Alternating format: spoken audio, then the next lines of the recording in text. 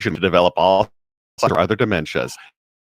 Indigenous relatives remain significantly underrepresented in research. The Alzheimer's Association of Minnesota and North Dakota invites you to a special virtual event addressing dementia prevention and treatment for Native Americans. Join this Friday from 11:30 to 12:30 for a virtual presentation by Dr. William G. Manti as he explores disparities in dementia research and the unique challenges faced by Native American communities. Learn how partnering with tribal nations as essential decision makers can create better outcomes towards finally beating dementia. November is National Native American Heritage Month. This is a time to recognize the systemic barriers to dementia care, such as affordability, faced by 61% of Native Americans. With nearly 102,000 people living with Alzheimer's in Minnesota alone, the need for equitable research and care has never been greater. So join the effort to create a brighter future for our elders. That's a presentation about Alzheimer's and dementia impacting Indigenous Minnesotans this Friday from 11:30 to 12:30. Find the registration link at am950radio.com. As we age, it's important to invest in our health and to help protect it. Like the flu, COVID-19 is always changing. That's why it's important to stay up to date on your vaccines. By getting the flu and COVID-19 vaccines, you can renew your body's defenses and lower the risk of getting sick. Get your health boost and protect yourself against the flu and COVID. Find vaccines near you at vaccines.gov. Again, that's vaccines.gov. Vaccines.gov. J&S Bean Factory is a Native-owned, community-supported, cozy, artsy coffee shop which offers roasted on-site beans, live music, and baked goods. Relax in the beautiful outside patio. City Pages writes, voted top 10 coffee shops. Tucked into a quiet corner of St. Paul's Highland Park neighborhood, this coffee shop roasts beans on-site from the best coffee-growing countries in the world. Located at 1518 Randolph Avenue, St. Paul. The good stuff. Hey, Cudahy to all my friends and relatives in four directions. This is Robert Pilot of Native Roots Radio presents I'm Awake. I'm here to ask you for your support. Finding honest Native-centered news is not easy. But with your support, we're able to provide accurate information about Standing Rock, Line 3, treaty violations, and COVID-19 in our Native communities. Please visit Native Roots Radio Network on Patreon and donate if you can. That's Native Roots Radio Network on Patreon. Pinigigi, and thank you for your support. With your AM 950 weather, I'm Patrick Lilia. Tonight, cloudy with a low of 31, then Friday, cloudy with a high of 37. The music is still the hottest at Crooner's Supper Club in Fridley. Crooner's is located just north of I-694 off Highway 65 and Moore Lake Drive. View their upcoming music schedules and food menus at croonersloungemn.com. Portions of Native Roots Radio may be pre-recorded. It's a good day to be indigenous. Get up, stand up. They are going to become more brutal. Because all the hippies were trying to be Indians anyway. They're going to become more repressive because it's a matter of dollars and their illusionary concepts of power. Hey, Victor. We must live in balance with the earth. And also with recent happenings at Wounded Knee. I am awake. Welcome to Native Roots Radio presents I'm Awake, and I'm your host, Wakanja Hade. Hey, Cudahy to all my friends and relatives in four directions. You are listening to Native Roots Radio presents I'm Awake, and I'm your host, Robert Pilot.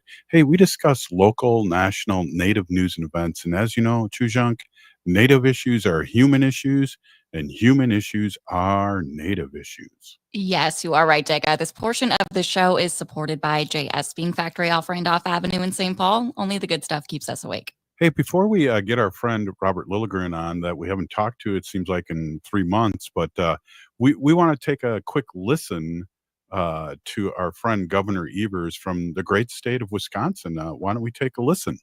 Hey there, Native Roots Radio. Governor Tony Evers here with my weekly update. The best and most important part of my job as governor is meeting with Wisconsinites to hear about the issues that matter most to them and find solutions to the challenges we face. An important part of that work is getting out of the Capitol to meet people where they are, at every corner of our state, at their homes and businesses, schools and campuses, farms, hospitals, community gatherings, and so much more. That's why I made it my goal to visit all 72 counties every year as governor, and I'm proud that this year we have wrapped up my fifth 72 72 county tours since taking office. I've had the opportunity to see good work happening all across the state, from groundbreaking for new affordable housing in the city of Viroqua to fixing potholes in Green Bay to efforts to close the digital divide and expand access to high-speed internet in River Falls. I met with veterans and veteran service organizations like those in Eau Claire and Neenah who are using therapy horses to help veterans heal from PTSD. I've talked with employers in Sheboygan, Tomahawk, and Chippewa Falls about our efforts to attract, train, and retain workers in our state and build the workforce needed to support a 21st century economy. I've toured healthcare systems and talked with healthcare providers about how we're going to help ensure folks and families across our state have access to the affordable, high-quality health care they deserve. I visited our schools and classrooms to hear from students and educators about what they're working on and excited about at school. Heck, I even paddled a dugout canoe with Ho-Chunk Nation, made a pizza at a pizza farm in Athens, and visited the world's largest talking cow, Chatty Bell in Neilsville. And believe me, ate plenty of ice cream cones along the way. Folks, Wisconsin will never cease to amaze me, and it's a privilege to be your governor and to travel the state to hear your stories. So thank you for welcoming me into your homes, businesses, and communities this year, and let's do it again in 2025. Take care, folks. Thanks for listening. Back to you, Robert, and Native Roots Radio. Hey, wow, big Peenagigi, Governor Evers. That was a fun update. Hey, we have our friend Robert Lilligren on. Robert Lilligren is president and CEO of Native American Community Development Institute here in the Twin Cities, Minneapolis. And wow, Robert, I haven't seen you in a while. How you been doing? I'm doing good. Thanks, Robert. Hey, Haley, bonjour. And it hasn't been 3 months, but it's been a couple weeks, since I've been here. So it's good to be back. Well, excellent. And it's fun. We talked a lot of political yesterday with Arvina Martin of Madison, Wisconsin, Ho-Chunk. And we were really kind of bummed out about this Matt Gaetz thing. And then all of a sudden, Shazam. Shazam, right? And no big surprise. I have a feeling there'll be quite a few of these Trump nominees that aren't going to make it even up to appointment that are going to be dropping out. That's my feeling. I thought Matt Gaetz would be the first to go, and he was. Awesome. So I have a question. I don't know if you can answer this or if it has anything to do with the governor down there in Florida, but can he unresign? Do you know? I doubt it. Or would the governor put him back in? Because that's all being sorted out, right? I doubt that he could unresign, and really I doubt that he would want to. I mean, his resignation so far is what's saving his investigation report from being released. I have a hunch that will find its way into the public discourse before too long. So I think it was a smart move for him to resign just to kind of protect himself. I don't think you can really unresign from something like that, but he could be appointed to something if there's a vacancy, or Trump is saying he has a brilliant future, ahead. So I think there's so many moving parts here. It's so sort of unprecedented, right? So we'll have to see how this plays out. Well, it's interesting too. I mean, not only the big sex scandal that he has going on, but also he never really litigated anything. He just went right from law school to politics, and right. So yeah, and he had a political father. You know that, right? He's a Nepo baby in politics, so he's kind of riding that, and he just seems like a really despicable person. And as more and more facts come out, and they'll keep coming out, his whole investigation, his whole underage sex scandal thing, it just gets worse and worse. Definitely. Well, Robert, we haven't talked since the election, and I know we were going to get together, and it was interesting. That night it didn't look good from the get-go. And so we didn't jump online and talk about it. And now we haven't talked since. There's been, we took a week off here from Native Roots Radio because, I don't know, Haley, but I was shell shocked and had to regroup. But I feel rested and ready to go and back in the groove. And so, how do you feel? I know there's a lot of things to be grateful for that we're still doing. Yeah, right. And I feel I'm trying to feel as optimistic as I can, and I'm trying to encourage others to feel as optimistic as they can.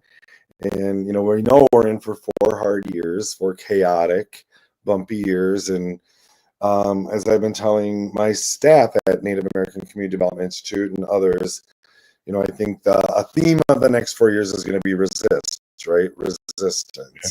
I've actually been wearing your resist t-shirt quite a bit lately, just to reinforce that that feeling. And in some ways, lucky for us as Native people, resistance is not an unusual thing, right? We're accustomed to that. We've lived in that for decades, centuries. And so I think we'll at least have that advantage over maybe some people who aren't used to having to live in resistance. So there's that, and this harkens back to my time on the Minneapolis City Council, and I represented a beautifully diverse ward that had a lot of lower wealth people, working people and things. And during my 12 years on the Minneapolis City Council, we had 2 economic downturns, kind of severe ones, and I would kind of jokingly say, hey, my constituents are used to living, poor. This is going to be easy for us. And the data showed, in a lot of ways, that was actually true, and it wasn't as big of a negative impact on the people I represented as it was in the higher wealth people. So I feel like, again, as Native people, we have a lot of experience and, our famous resilience, and I suspect that Native people are going to show a way to hopefully thrive in this. And at Native American Community Development Institute, we made a commitment to laughter in our day-to-day lives, and we'll get through. Yeah, definitely. I want to talk to you a little bit. We're going to take a quick break, but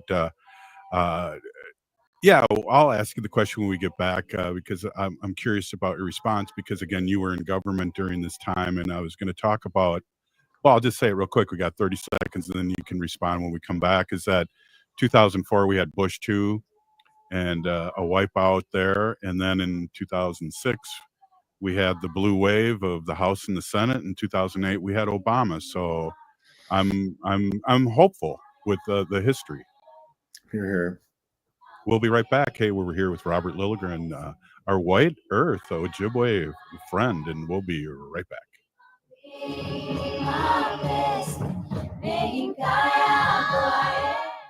I heard sex trafficking happens a lot in Indian country. What is that? Here are some of the real reasons why sex trafficking happens in Indian country. Unequal gender roles that were forced on us by colonization. Communities don't have enough resources. Silence around domestic and sexual violence. Lack of attention and justice for missing and murdered Indigenous people. There's a lot of behavior that keeps our communities out of balance. These are just a few true reasons why Native communities are targeted by traffickers. When these acts of violence happen in our communities, it opens us all up for exploitation. Sponsored by the Minnesota Indian Women's Sexual Assault Coalition. The city of Minneapolis is now on Native Roots Radio with Minneapolis AIR. AIR stands for American Indian Relations. Guest host Christine McDonald talks to people about important things affecting the city's Native communities. Minneapolis AIR dives into topics like public safety, public health, elections, and so much more. Tune in to Minneapolis AIR on Native Roots Radio from 5 to 6 p.m. on the second Wednesday of every month, right here on AM 950. Programming on Native Roots Radio is supported in part by MNsure. Looking for health insurance, but not sure where to start? MNsure has you covered. You can find discounts, compare private health plans, and see if you qualify for free or low-cost insurance. Plus, get help from an expert so you save on the coverage you need. Enroll online by December 18th for coverage starting January 1st. Get started today at mnsure.org. That's mnsure.org. Signing up for $1 bus and train rides with the Transit Assistance Program, or TAP, is quick and easy. Do it straight from your computer or phone by uploading one of the pre-approved documents listed at metrotransit.org/TAP, along with a copy of your ID. They'll mail you a go-to card with a full year of discounted rides. For questions or translation help, call 612-373-3333. That's 612-373-3333. Hi, this is Representative Sharice Davids from Kansas. I'm Ho Chunk, and you're listening to Native Roots Radio. And we're back to Native Roots Radio presents I'm Awake, and this is Robert Pilot.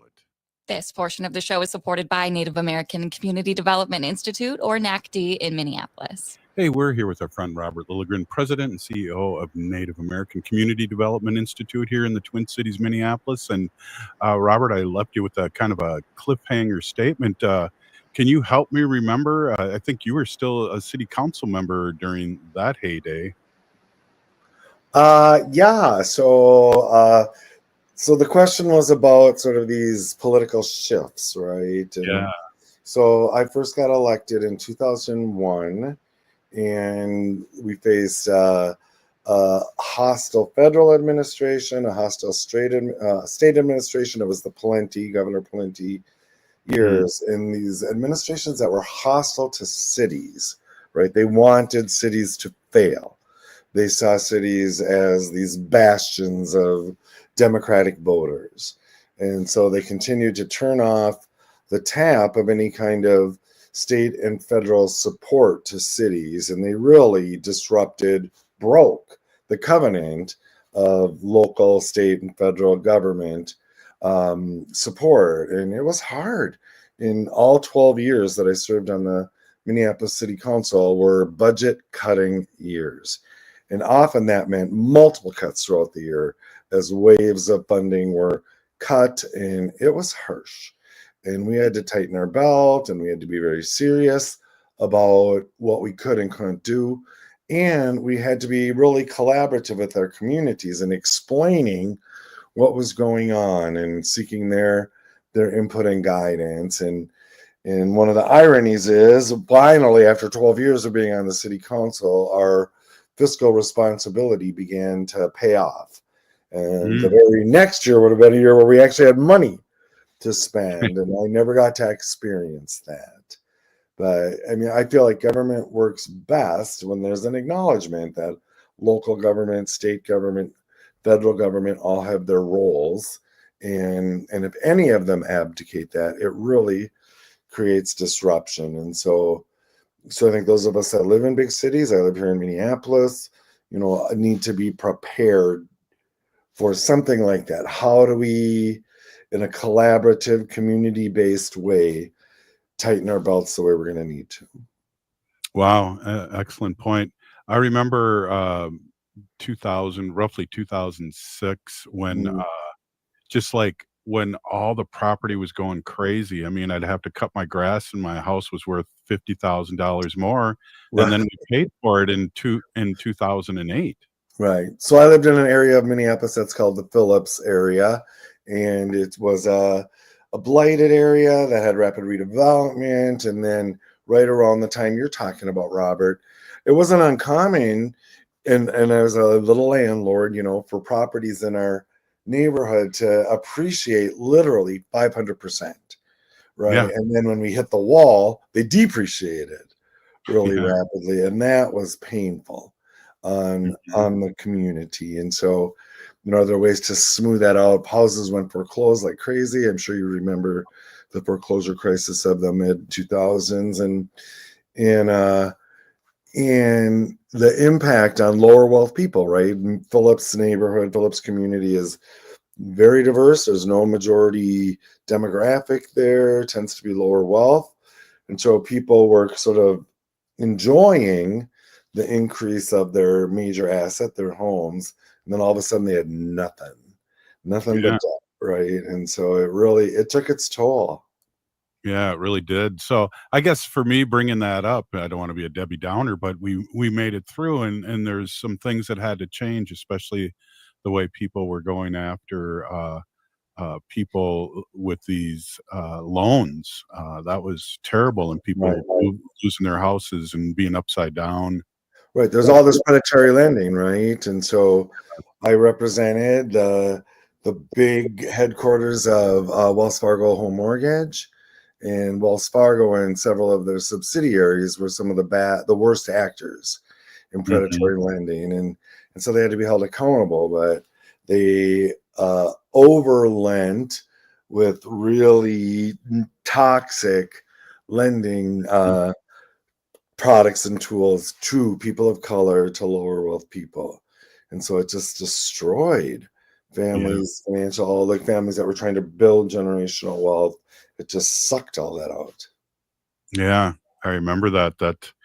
But we made it through. But it was very costly because of the predatory lending that happened to our friends. And like Nina says here, legal loan sharking. Yeah, it's like credit cards. That's what it was. And as the representative of the Wells Fargo Home Mortgage campus here, I had to engage with them, and that made me feel a certain way, and trying to take care of the people that I represent. And so now that we're going to enter into who knows what for the next 4 years, for me, it's looking for the opportunities, right? I mean, we're so fortunate to live in Minnesota, a blue state, to live in Minneapolis, a progressive city. I live in Minneapolis, a progressive city.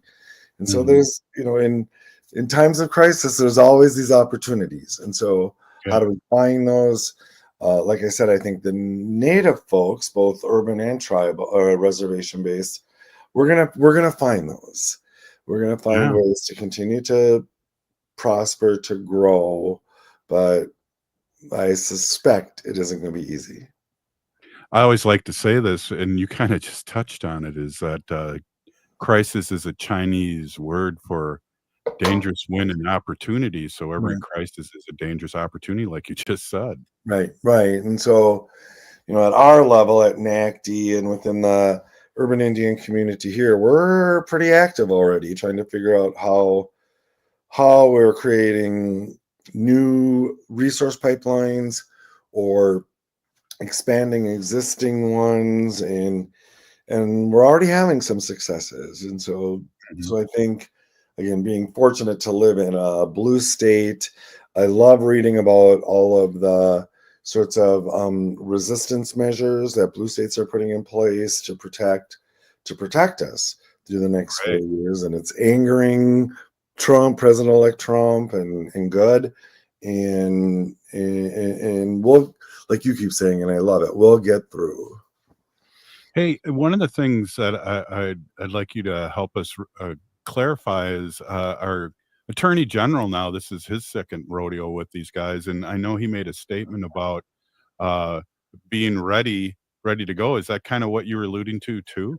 Yeah, I am, and I'm trying to learn more. I mean, the different blue states are doing kind of different things, but they are working in collaboration as well. But it's exactly that, and I think it's tremendously sad that as a state we have to figure out how to resist our federal government and the president's administration, but we do. And I think our Attorney General Keith Ellison is expert at this. He was a congressman for a while, and so I think he gets the federal landscape here, and we're, in some ways, I feel like we're kind of on our own, right? We're going to need to figure out how to go forward.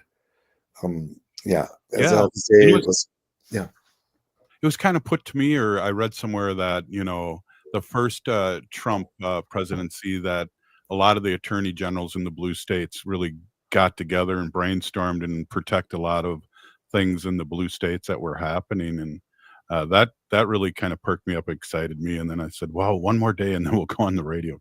Right. No, I agree. And we have elections in 2 years, right? And so things could happen at the congressional level, but especially at the Senate.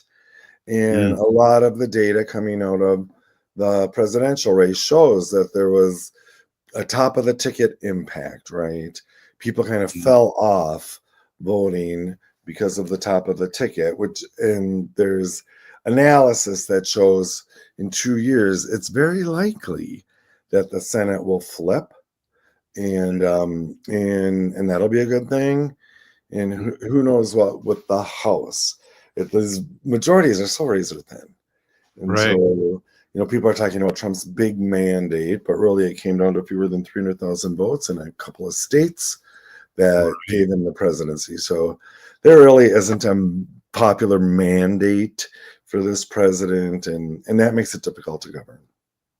Well, and I agree, and I don't know, help me with the math here. If only 50% of the country votes, and he got, so really it's a quarter of the country that's mandating this. You're exactly right. I wouldn't even use the word mandate. It's a quarter of the country that elected him. Right. And so that's not an overwhelming majority. No, not at all. Well, I'd like to talk next segment too, a little bit, and get a little deeper in what we can do as citizens. And I know you're talking to your people at Native American Community Development Institute, but also, all the other groups you're in. What can we do as citizens out there to really protect and be awake and also resist? So I'd love to talk about that next segment, Robert. I look forward to it, and maybe even touch on some of the good news, right? There was a lot of good news that came out of these elections.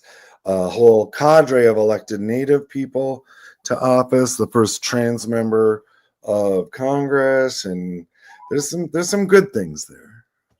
Well, let's do that, and then if we run out of time, we run out of time. Let's start with that. All right on. Hey, this is Native Roots Radio presents I'm Awake, and I'm here with Haley and Robert Lilligren. We'll be right back.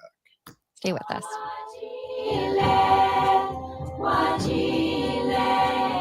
Step into the world of movement and Native culture at Nimiwin, now showing at All My Relations Arts. Nimiwin is translated as Everyone Dance. This moving multimedia exhibition, curated by Josie Hoffman, delves into the connection between movement and identity, drawing inspiration from dance and powwow traditions. It showcases the work of Indigenous artists from Minnesota, emphasizing the fluidity of movement in our bodies, land, and community. Witness Nimiwin and its powerful expression on Indigenous art. On display now through January 18th at All My Relations Arts in Minneapolis. Minnesota has the only original wolf population in the continental United States. And 80% of Minnesotans believe the wolf should be protected. Howling for Wolves is asking Minnesotans to respect our true wildlife manager, the wolf. Their survival is critical to our ecosystems, our communities, and even our economy. As highly intelligent animals with strong social bonds, Minnesota wolves deserve to be protected and admired. Learn more at howlingforwolves.org. Let's live and let howl. Getting bus and train information in your language just got easier. Customers who call Metro Transit at 612-373-3333, again 612-373-3333, are able to select language options at the start of the call. To access information in Spanish, select option 2. For more information about other transit information tools, visit metrotransit.org/Spanish. That's metrotransit.org/Spanish. J&S Bean Factory is a Native-owned, community-supported, cozy, artsy coffee shop which offers roasted on-site beans, live music, and baked goods. Relax in the beautiful outside patio. City Pages writes, voted top 10 coffee shops.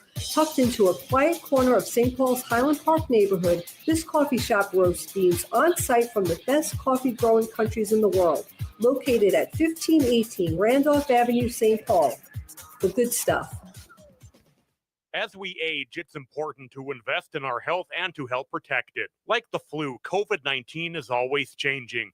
That's why it's important to stay up to date on your vaccines. By getting the flu and COVID-19 vaccines, you can renew your body's defenses and lower the risk of getting sick. Get your health boost and protect yourself against the flu and COVID. Find vaccines near you at vaccines.gov.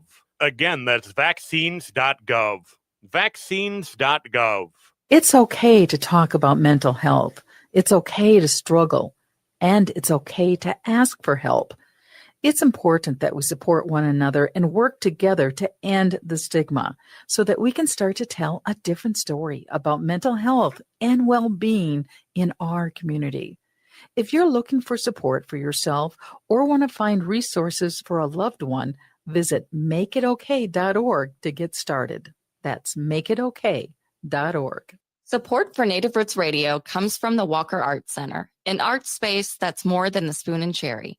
Galleries celebrate contemporary visual art, including Indigenous artists like Edgar Heap of Birds, Cheyenne and Arapaho Nation, and Jim Demany, Ojibwe. Additionally, films screen in the cinema, and performances are shown on stage. Free every Thursday night and free every day for members and citizens of tribal nations. Learn more at walkerart.org. Again, that's walkerart.org.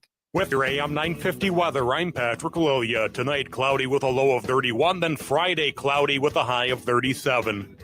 Turkey Fest is taking place at Ferndale Market's on-farm store in Cannon Falls, November 22nd through 27th. Visit ferndalemarket.com to reserve your fresh turkey for pickup at the event, but if you can't make it to Cannon Falls, use Ferndale Market's online locator to find a retail partner near you. That's ferndalemarket.com. You're listening to Native Roots Radio. This is Spirit from Reservation Dogs. Get up and listen.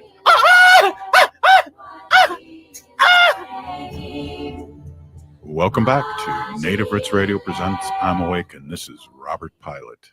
This portion of the show is supported by Native American Community Clinic on Franklin Avenue in Minneapolis, honoring health and tradition. Yes, they do. Hey, we are here with Robert Lilligren, President and CEO of Native American Community Development Institute here in the Twin Cities, Minneapolis. And I'm glad you brought that up in the end of the last segment, because there are things to be really thankful for, Robert. And I'm sorry that I was a Debbie Downer there, but it's hard not to be. It's hard not to be. Let's talk about a few of those that you rattled off for sure. Cool. Well, I mean, one thing is, and I don't have the number of how many succeeded, but there were, I'm sure, a record number of Native people on the ballot, something like 178 across the country. Wow. And yeah, and that's just huge, right? And a number of them were elected, of course, and you know, here in our local community and local state, we know a lot of those people, right? Native County Commissioner in Ramsey County, which is the county that St. Paul's in. That's huge.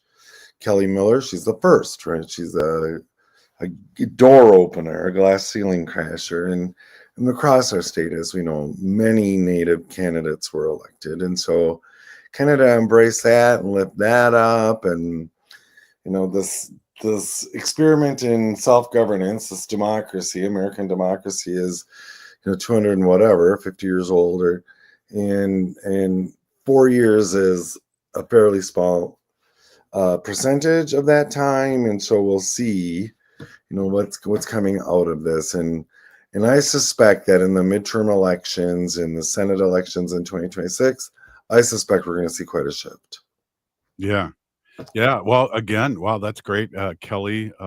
That's something that was kind of on our radar, and I'm glad she won, because it was really close. It was close, right. And that's excellent.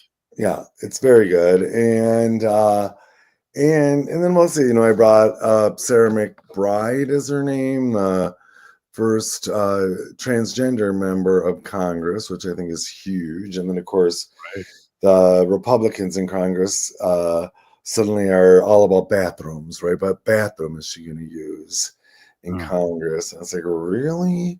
You really think this is the most important thing facing U.S. Congress?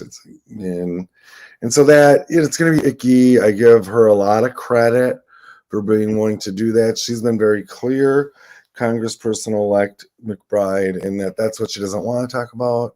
She doesn't want to talk about bathrooms. She wants to get to resolving issues that impact her constituents. And I give her a ton of credit, and you got to face it. It's going to be tough. And I remember back in my Minneapolis City Council days, you know, my first hire of my staff in my office was a transgender woman who has been president of the Minneapolis City Council. She's a Minneapolis City Council member, Andrea Jenkins. And one of her big concerns was about what bathrooms she was going to be able to use. And I said, Andrea, that's not my, you know, you'll use the bathrooms you want while you're in City Hall, but for me, a cisgender man, it's not something that I have to think about, right? And so I really embrace, lift up, and respect our transgender brothers and sisters, transgender relatives, especially now. Today's the day after Transgender Day of Remembrance, right? Right. Tiny fraction of the country that's much more likely to experience violence, to be murdered. So how do we embrace and lift up and support our trans relatives?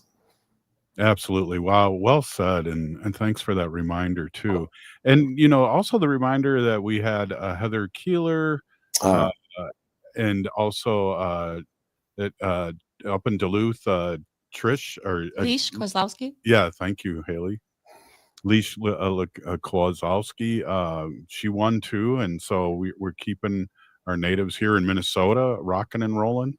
Yeah. It would have been great to see Governor Peggy Flanagan, our whiter sister. Not yet. Right. Well, we'll have to wait a little longer for that. But I think she just positioned herself beautifully while our Governor Tim Walz was out on the national campaign trail. I was so impressed. She was like everywhere, right? And really building those relationships that she'll need if and when she runs for governor here in Minnesota. Yeah, I'd like to see, well, and I don't have a say in it, but I'd like to see her as a senator, Agree. She'd be a great senator. Yeah. Well, whatever she chooses, she's dynamic and she's ours, and we really appreciate her. And like you said, she was everywhere, and she's everywhere anyways. But it was really noticeable because she took over a lot of the governor's responsibilities. Right. I remember working on her first campaign back in 2004 for the Minneapolis City Council, and that's when I got to know her. And then she had reached out to me, and I was serving on the city council then, and she I remember thinking when I met her, I'm like, wow, she is so impressive. I thought, dang, she could be governor someday, and then I thought, well, hell, she could be president someday. Right. So maybe we'll see a president, Peggy Flanagan, in our lifetimes. And I think she would just be great. She's so authentic and so community focused, right? Well, you never know because things have really moved quickly. We always joke when we were in high school and we were able to practice our own religion in Native, right? Yep. And things have sped up, and I really believe too a lot of it had to do with Standing Rock and people really getting engaged with resisting. I agree, and I think I've shared this with you before. Where there are these systems change strategies that are based on an effort called Reclaiming Native Truth, and it was several years of research and then development of strategies in certain areas, like politics and policy, arts and culture, TV or media and art, and it's been very deliberate, right, to embrace these strategies. But one of the things the early research showed us was that about half of people in America didn't know that Native American people still existed today. They were relegated to history. And at the time, if you Googled, American Indian or Native American images, something like the first 100 images that came up were pre-1920, 1915. And that just reinforced this idea that we were from the past, we were contemporary, we weren't relevant in contemporary America. And so we've been able to dispel that, right? We're a growing segment of the population. We're obviously contemporary and very relevant. And it's people like Peggy Flanagan, like Deb Howland, like Sharice Davids that really flipped that. And so now when you Google American Indian images, that's who you see. Secretary Deb Howland, Congresswoman Sharice Davids, Lieutenant Governor Peggy Flanagan. They have really flipped the narrative, and I, for one, am grateful. Right, and what I was getting at too is that we're really lucky at our age to see this, and there's more coming. Yep, I think we've made more progress more quickly than I ever thought we would, and being in the policy making realm still. Today, I have really had to be deliberate about recalibrating my perspective and my expectations. And for years, it's been banging my head against this wall, hoping for movement. And all of a sudden, the wall has moved a little. Right. And so I need to make sure that I'm embracing that movement and change. So I'm not always living in the same old fight, right? We'll have plenty of fights, but okay, what's the next fight? We've done this, and I especially see young people. We've talked about this before. Young cultural carriers and leadership emerging that are so solid in their identities and things. And so, how do we support them? But to embrace, like you just said, embrace success, embrace the change. There is good change happening and on the horizon for Native people. And so let's not always live in the past, but let's step into the future, the current, what's happening now and the future. I really like what you said a few weeks ago, and it kind of goes in line what you're saying here is that there's been a switch with a lot of work on our Native community about not only getting involved, but getting involved in the process, which, Right.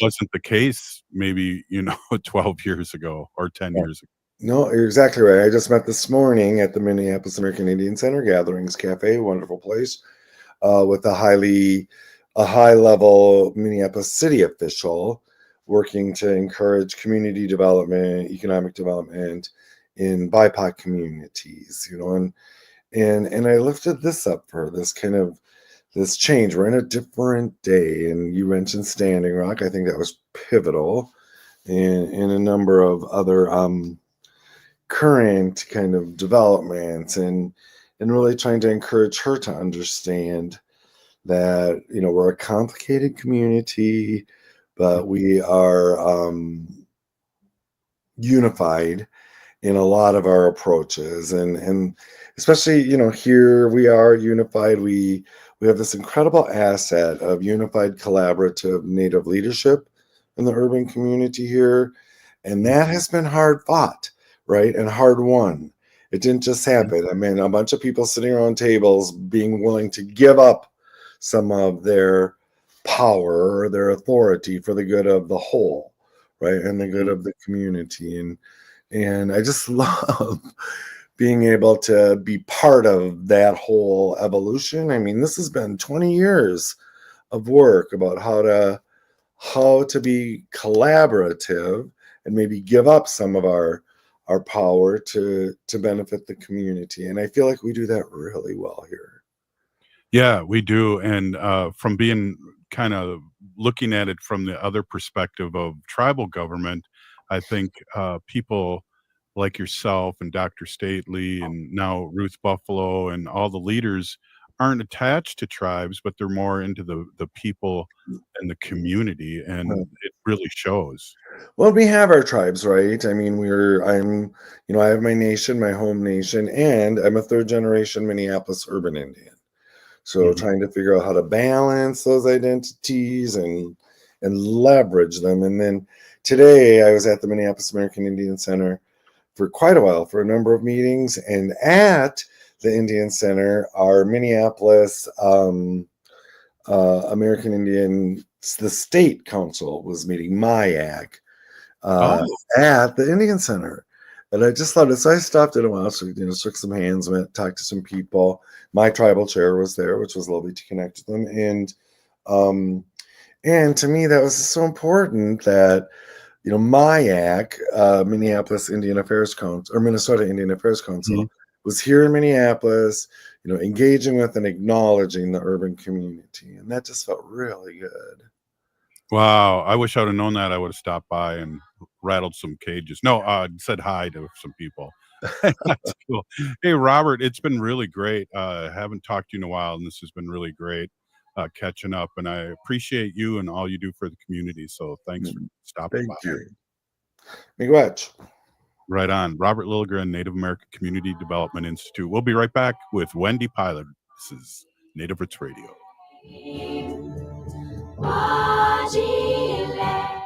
The city of Minneapolis is now on Native Roots Radio with Minneapolis AIR. AIR stands for American Indian Relations. Guest host Christine McDonald talks to people about important things affecting the city's Native communities. Minneapolis AIR dives into topics like public safety, public health, elections, and so much more. Tune in to Minneapolis Air on Native Roots Radio from 5 to 6 p.m. on the second Wednesday of every month, right here on AM 950. Thinking about college? Consider checking out Minnesota Private Colleges. These 18 nonprofit institutions keep the focus on students with small classes and professors who will get to know you. You'll find students from all backgrounds, and no two colleges are alike. And when it comes to cost, they're more affordable than you think. Find the college that's right for you at mnprivatecolleges.org/possible. That's mnprivatecolleges.org/possible. Researchers across the country, including in your area, are conducting a study that can include you or people you know. The calcium and vasopressin following injury early resuscitation trial, or simply Cavalier, is a research study that will look at whether giving two different drugs, calcium, vasopressin, or both, early in the course of treatment would help severely injured patients that lose a lot of blood survive their injuries. To be included, a person must have trauma injuries that cause large amounts of blood loss and need to receive blood. Because treating traumatic injuries with blood loss is an emergency, there may not be time to give consent before giving the calcium, vasopressin, or both. Most people will be too severely injured to give informed consent, and families are usually not available in time. However, researchers will notify people enrolled and give them detailed information about the study as soon as possible after they arrive to the hospital. For more information or to opt out of this study, please visit their website at lightsnetwork.org/Cavalier or call their toll-free number at 1-800-664-0557.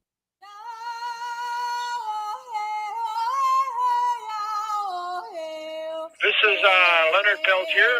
I am in Coleman 1, U.S. Penitentiary, and I'm listening to Native Roots Radio. And we're back to Native Roots Radio presents I'm Awake, and this is Robert Pilot. This portion of the show is supported by Howling for Wolves, protecting wolves for future generations.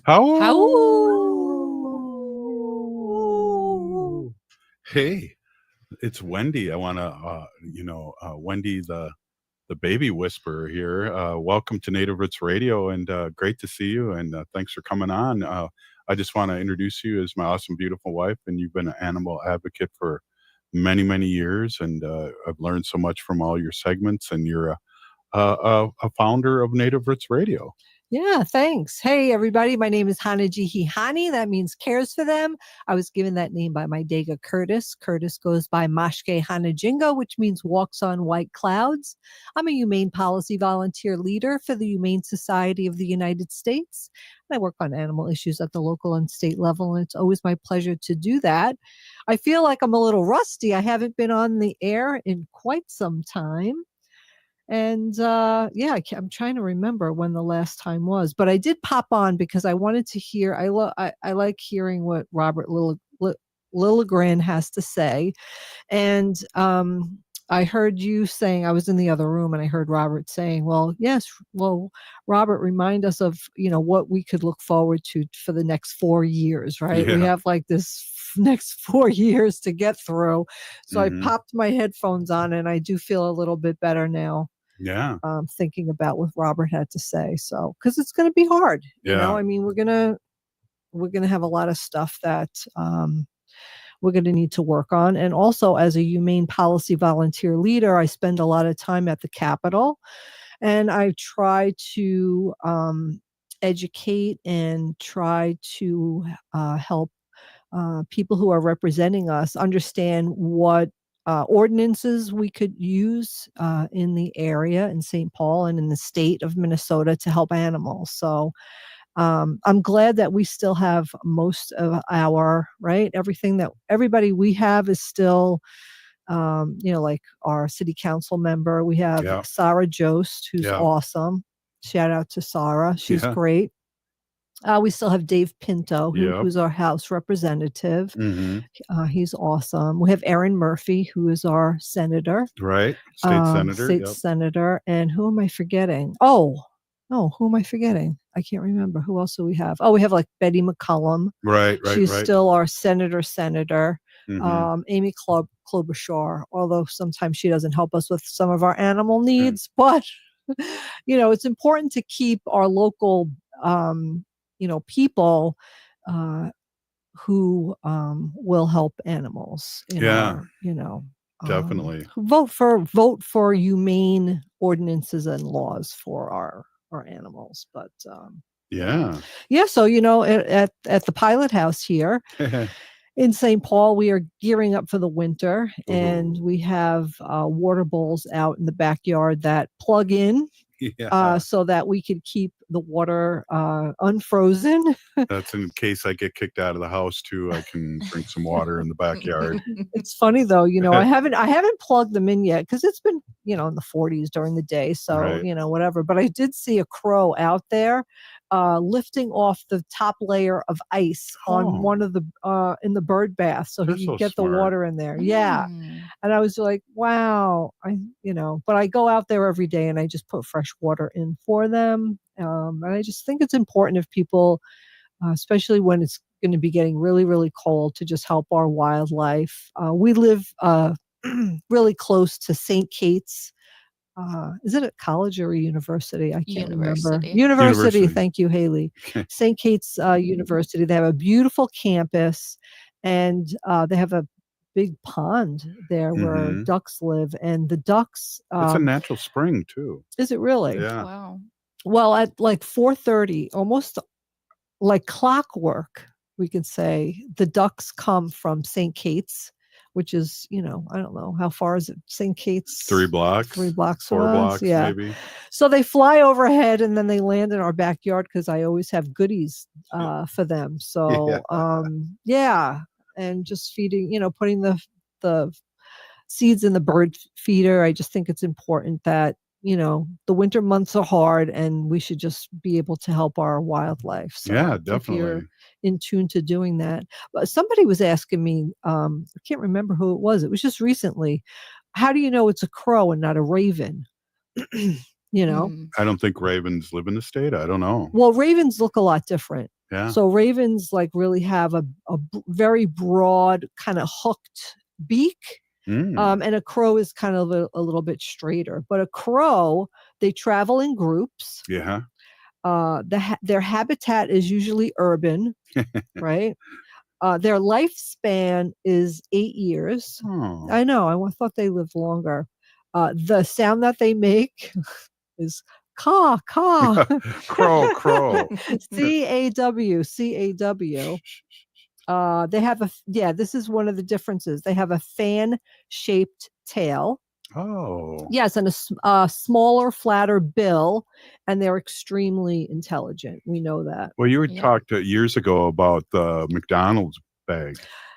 Yeah, they did a study on, I don't remember if it was crows or ravens, but they had a brown paper bag, and the birds would know to go to the bag that had the golden arches on them because the birds would most likely find a little treat in there. A little French fry. Yeah. Wow. And they would leave the regular brown paper bag with no markings on it alone, and they would always go to pick up the golden arches bag. Isn't that funny? It's also interesting when we look at our crows that they are picky on which peanuts to take. They like go through them like this one's bigger, they shake it, and then all of a sudden then they leave with like 3 in their mouth, and I go, where are they going? To the neighbors to drop off some peanut shells? So yeah, I think that they're looking for the easiest one that they could crack open. Oh. But that's a funny story, Robert.